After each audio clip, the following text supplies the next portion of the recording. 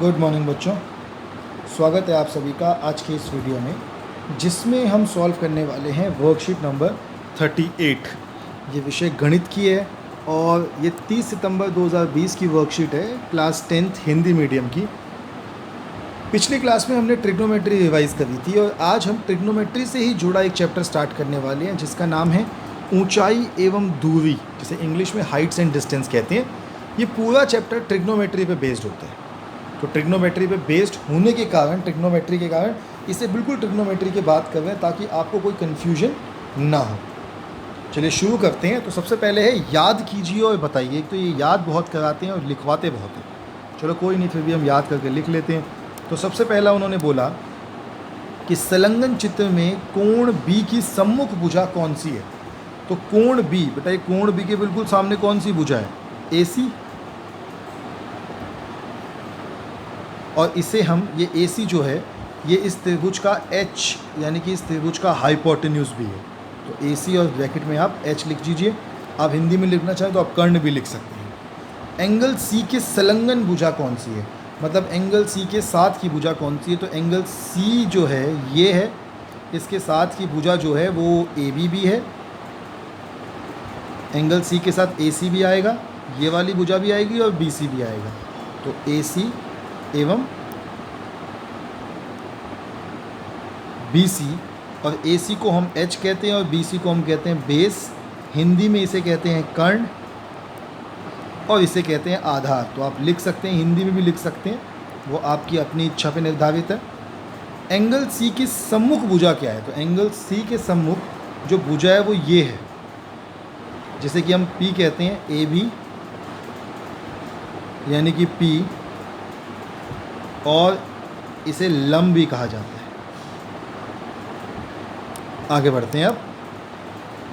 तो आगे है कि दैनिक जीवन में समकोण त्रिभुजों के कुछ उदाहरण। जैसे दीवार है, तो दीवार पे सीढ़ी लगा दी तो भी यहाँ पे एक समकोण बना दीवार से। पेड़ है, पेड़ के सामने आप खड़े हैं, परछाई देख रहे हैं, तो पेड़ का ज़मीन के साथ जो कोण बना वो भी समकोण है। उसके बाद ये लाइट हाउस है, प्रकाश घर जिसे कहते हैं, समुद्र के किनारे होता है, उससे जो प्रकाश जहाज़ों पे पड़ता है वो भी एक समकोण है। देखिए दोनों ही दिशाओं में समकोण बना, बल्कि ये तीसरी वाली दिशा में तो एक व्यक्ति खड़ा है, उसने जहाज़ को देखा, तब भी समकोण बना। कोण दो तरीके के होते हैं बेटा, एक होता है उन्नयन कोण और एक होते हैं अवनमन कोण। देखिए आपके सामने है, एक उन्नयन कोण होता है जिसे हम एंगल ऑफ एलिवेशन कहते हैं। उन्नयन कोण नीचे से ऊपर की तरफ बनता है। तो जब कोई व्यक्ति ऊपर की ओर किसी वस्तु को देखता है, तब दृष्टि रेखा तथा क्षैतिज रेखा के मध्य बनने वाले कोण को उन्नयन कोण कहते हैं। अतः ऊपर की ओर देखने का उन्नयन कोण बनता है तथा इस कोण को क्षैतिज रेखा के ऊपर मापा जाता है। व्यक्ति को प्रेक्षक कहा जाता है। तो इससे इस कोण को हम नीचे से नापते हैं बच्चों, ऊपर की तरफ। तो जब भी कभी ऊपर देखेंगे, अपनी ऊंचाई से ऊपर देखेंगे, तो हमेशा उन्नयन कोण की बात करेंगे, और उन्नयन कोण को इंग्लिश में कहते हैं एंगल ऑफ एलिवेशन। ऐसे ही दूसरा है आपका अवनमन कोण। अवनमन कोण को एंगल ऑफ डिप्रेशन कहते हैं।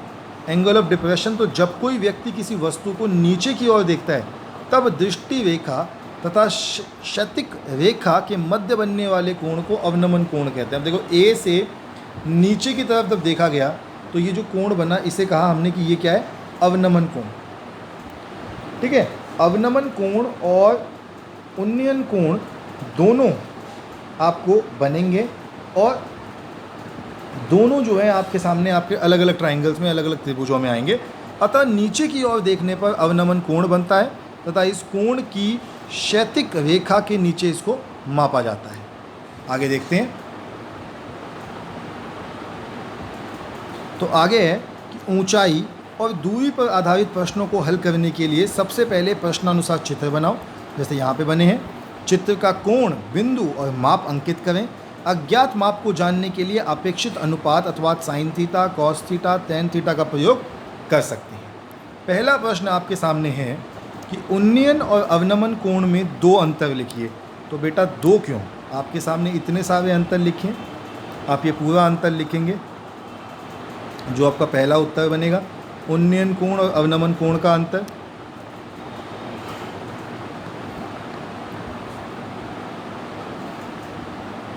कर लीजिए, आप स्क्रीन को पॉज कीजिए और आराम से पूरे आंसर को लिखिए।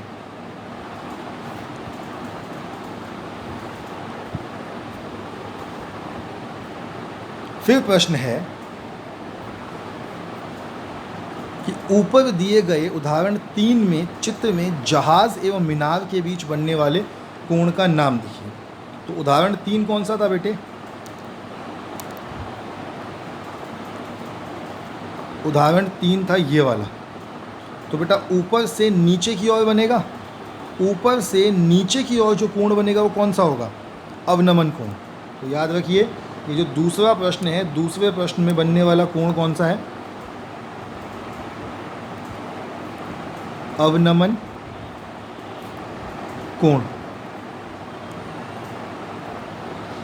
अब तीसरा जो प्रश्न है, तीसरे प्रश्न में उन्होंने हमसे पूरा सॉल्यूशन पूछा है, तो पूरे सॉल्यूशन के हिसाब से अब चित्र बनाना पड़ेगा। वो कहते हैं समुद्र तल से 65 मीटर ऊपर स्थित बिंदु से बादल का उन्नयन कोण बीटा तथा समुद्र में बादल की परछाई का अवनमन कोण अल्फा है। बादल की कुल ऊंचाई 518 मीटर है। चलिए फिर इसका चित्र बना लेते हैं। तो मैंने एक ब्लैंक स्क्रीन आपके सामने खोल दी है और इस ब्लैंक स्क्रीन पर आपके प्रश्न के हिसाब से चित्र बनाते हैं। तो प्रश्न में उसने जो कहा था उसके हिसाब से समुद्र के तल से, मान लेते हैं ये समुद्र का तल है, तो समुद्र के तल से 65 मीटर ऊंचाई पर, यानी समुद्र के तल से 65 मीटर की ऊंचाई पर, यहाँ पर कहीं मान लेते हैं कि ये समुद्र के तल से 65 मीटर की ऊंचाई पर है। उसने कहा कि इस बिंदु से जो एक बादल है, बादल का जो अवनमन कोण बना, तो मान लीजिए बादल यहाँ ऊपर है, तो बादल का जो अवनमन कोण बना वो आया कोण बीटा। और यहाँ से बादल की परछाई, अब जाहिर सी बात है कि बादल अगर ऊपर बना है तो यहाँ नीचे बादल की परछाई बनेगी पानी के अंदर। यहाँ से जब इस बादल से इस परछाई को देखा तो एक और कोण बना जिसको उन्होंने नाम दिया अल्फा। और अंत में उन्होंने बोला कि समुद्र तल से बादल की ऊंचाई 518 मीटर, यानी कि ये जो दूरी है ये 518 मीटर है। तो ये आपका जो तीसरा प्रश्न था उसका चित्र मैंने बनाया है। ध्यान से बनाइएगा इस चित्र को। आप चाहें तो इसके अंदर लेबल भी कीजिए। इसको मान लेता हूँ ए, ये मेरा बी, ये सी, इसको मान लेता हूँ डी। कर लीजिएगा इसको नोट डाउन। हमारी मैथ्स की वर्कशीट बच्चों आज की पूरी हो गई है। अब आज की दूसरी वर्कशीट देखते हैं कि दूसरी वर्कशीट किस चीज़ की है। तो हमारी जो दूसरी वर्कशीट है आज वो है विज्ञान की वर्कशीट। तो विज्ञान की वर्कशीट सॉल्व करते हैं। कार्बन और उसके यौगिक। कार्बन के अपर रूप किसी एक तत्व के विभिन्न रूप होते हैं जिसके भौतिक गुणधर्म अत्यंत भिन्न होते हैं, जबकि उसके रासायनिक गुणधर्म एक समान होते हैं। मतलब वो एक ही चीज़ की बनी है। जैसे आलू के पराठे बनते हैं, आलू की सब्ज़ी भी बनती है, ठीक है, आलू की पूड़ी भाजी भी बनती है। तो आलू से ही सब कुछ बनता है, लेकिन सबका स्वाद अलग अलग होता है। ऐसे ही कार्बन के अपर रूप हैं, जो होता तो कार्बन है लेकिन उससे बहुत सारे अलग अलग रूपों में उसको देखा जा सकता है। तो दो रूप आपके सामने लिखिए। एक लिखा है ग्रेफाइट, एक लिखा है हीरा यानी कि डायमंड। संरचना के आधार पर ग्रेफाइट जो होता है वो एक दूसरे के ऊपर व्यवस्थित षटकोणीय तल होते हैं, जबकि हीरा जो होता है वो दृढ़ त्रिआयामी संरचना होती है। ग्रेफाइट में कार्बन के प्रत्येक परमाणु पर आबंधन कार्बन के 3 अन्य परमाणुओं के साथ होता है। इसमें से एक आबंध द्विआबंधी होता है। जबकि हीरे की बात करें तो हीरे कार्बन का प्रत्येक परमाणु कार्बन के 4 अन्य परमाणुओं के साथ आबंधित होता है, जिसमें एक दृढ़ त्रिआयामी संरचना बनती है। रूप की बात करें तो ग्रेफाइट के रूप से ये चिकना और फिसलनशील होता है, जबकि हीरे का रूप सर्वाधिक कठोर और पदार्थ ज्ञात होता है। चालकता की बात करें तो ग्रेफाइट में कुछ मुक्त इलेक्ट्रॉन के कारण ग्रेफाइट सुचालक होता है विद्युत का, लेकिन हीरा विद्युत का कुचालक होता है। उपयोगिता तो आपकी जो पेंसिल है आपके हाथ में होगी, आपने देखी होगी, आपके घर पे होगी। उस पेंसिल के अंदर जो बीच में जो ग्रे कलर का होता है जिससे आप लिखते हैं वो ग्रेफाइट का बना हुआ होता है। और हीरा तो आप जानते ही हैं, हीरे से आभूषण बनते हैं।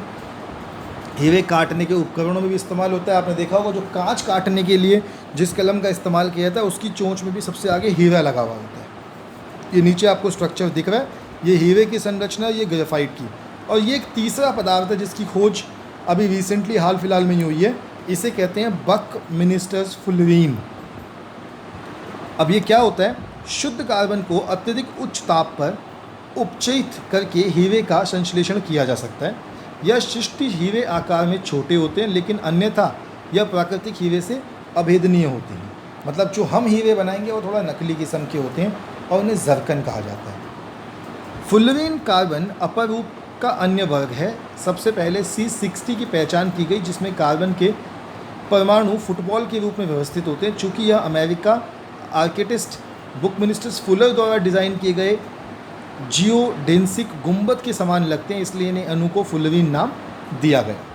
अब कार्बन की सर्वोत्मुखी प्रकृति की बात करें तो सहसंयोजी बंध की प्रकृति के कारण कार्बन में बड़ी संख्या में यौगिक बनाने की क्षमता होती है, जिन्हें कार्बनिक यौगिक या कार्बन यौगिक कहा जाता है। तो ये यौगिक क्यों बनते हैं? क्योंकि कार्बन श्रृंखलन करता है, यानी कार्बन में कार्बन के ही अन्य परमाणुओं के साथ आबंध बनाने की अद्वितीय क्षमता होती है, जिससे बड़ी संख्या में अणु बनते हैं। इन गुणों को श्रृंखलन कहते हैं। सिलिकॉन हाइड्रोजन के साथ यौगिक बनाते हैं, जिसमें 7 या 8 परमाणु तक की श्रृंखला हो सकती है, लेकिन यह यौगिक अति अभिक्रियाशील होते हैं। मतलब कार्बन की एक खास बात है कि कार्बन दूसरे कार्बनों के साथ बहुत आसानी से जुड़ जाता है। अधिकतर पदार्थ हमारी सृष्टि में जो होते हैं वो अपने जैसे पदार्थों के साथ नहीं जुड़ते, लेकिन कार्बन के साथ ऐसा नहीं है। कार्बन तो 2, 4, 6, 10 या 1000 कार्बन के साथ भी आसानी से जुड़ सकता है। चतुर्संयोजकता दूसरी चीज़ है। तो कार्बन के 4 संयोजी इलेक्ट्रॉन होते हैं। इसमें कार्बन के 4 अन्य परमाणु ऑक्सीजन, हाइड्रोजन, नाइट्रोजन इत्यादि के साथ आबंध बनाने की क्षमता होती है। कार्बन द्वारा प्रबल आबंधों के निर्माण के कारण इसका छोटा आकार है। इसके कारण इलेक्ट्रॉन की सहभागी युग्मों के नाभिक मजबूती से पकड़ा रहता है। मतलब कार्बन की चतुर्संयोजकता के कारण भी कार्बन के इतने सारे उत्पाद हमें सृष्टि में देखने को मिलते हैं। चलिए फिर देखते हैं आज की एक्सरसाइज के क्वेश्चंस क्या क्या हैं, अभ्यास करें। तो पहला है कि कार्बन सर्वोत्मुखी प्रकृति क्यों दर्शाता है। तो ये आपका पहला प्रश्न, कार्बन सर्वोत्मुखी प्रकृति क्यों दर्शाता है। तो सहसंयोजी बंध की प्रकृति के कारण कार्बन में बड़ी संख्या में यौगिक बनाने की क्षमता होती है, जिन्हें कार्बनिक यौगिक या कार्बन यौगिक कहते हैं। ये पहला उत्तर है, जिसमें आप लिखेंगे श्रृंखलन। कार्बन अन्य परमाणुओं के साथ आबंध बनाने की अद्वितीय क्षमता, जिससे बड़ी संख्या में अणु बनते हैं, इस गुण को श्रृंखलन कहते हैं। और दूसरा लिखेंगे चतुर्संयोजकता। कार्बन में 4 संयोजी इलेक्ट्रॉन होते हैं। इसमें कार्बन के अन्य 4 परमाणु ऑक्सीजन, हाइड्रोजन, नाइट्रोजन आदि के साथ आबंध बनाने की क्षमता होती है। तो ये जो लाल रंग से हमने लिखा है ये आपका पहला प्रश्न है। अब दूसरा कलर लिखते हैं, काले रंग से लिखेंगे। दूसरा प्रश्न है कि कार्बन के परमाणु अधिक संख्या में यौगिक क्यों बनाते हैं। तो बेटा ये भी बिल्कुल क्वेश्चन वही है, बिल्कुल जो आंसर हमने पहले क्वेश्चन का लिखा है कि कार्बन की सर्वोत्मुखी प्रकृति क्यों होती है, वही आंसर इसका है कि अधिक संख्या में यौगिक क्यों बनते हैं। ठीक है, तो इसमें आप इसमें भी सेम आंसर लिखेंगे। सेम आंसर जो आपका पहले का आंसर है वही आंसर दूसरे का भी है कि अधिक यौगिक क्यों बनाता है। श्रृंखलन के कारण बनाता है और चतुर्संयोजकता के कारण बनाता है। सर्वोत्मुखी प्रकृति क्यों होती है, सर्वोत्मुखी प्रकृति भी इसीलिए होती है क्योंकि इतने आबंध बनाता है। तीसरा प्रश्न है कि फुलरीन में कार्बन परमाणुओं की न्यूनतम संख्या और उनका आकार बताइए। तो बेटा न्यूनतम संख्या जो होती है वो होती है 60 कार्बन। 60 कार्बन जो होता है वो न्यूनतम होता है। और साथ में ये भी लिखा है कि कार्बन परमाणु फुटबॉल के रूप में व्यवस्थित होते हैं। तीसरा प्रश्न है कि कार्बन कैसे व्यवस्थित होता है, इसमें फुटबॉल के आकार का। ठीक है, चौथा प्रश्न है कि एक बच्चा दोनों ओर से पेंसिल छीलकर बैटरी के दोनों टर्मिनलों से जोड़ देता है। क्या परिपथ में विद्युत धारा प्रवाहित करेगी? कारण बताइए। हाँ करेगी। तो इसका चौथे का आंसर होगा हाँ जी करेगी। हाँ करेगी, क्योंकि जो ग्रेफाइट है वो विद्युत का सुचालक है।